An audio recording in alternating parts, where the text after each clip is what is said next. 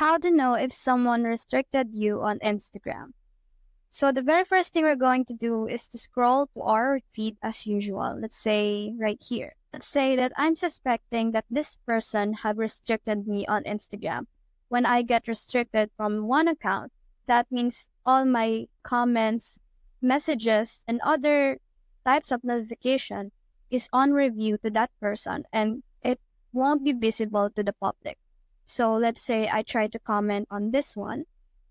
Doesn't really matter how you comment to this. Say right here. Now, once that's posted, all we have to do is to go to our Chrome or our Safari. Now we just have to search for Instagram viewer. Preferably Fikurki.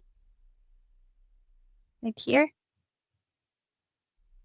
And then let's just click on the website right here. And we just have to search for that person that we think have restricted us on Instagram. Let's say right here, let's just type in their username and click on their profile. So we should just look for the post, let's say right here. And as you can see, we just have to go back to Instagram and look at the number of comments. Let's say right here, 2,815. Now, if the Instagram viewer said it's 2,815, let's just refresh this.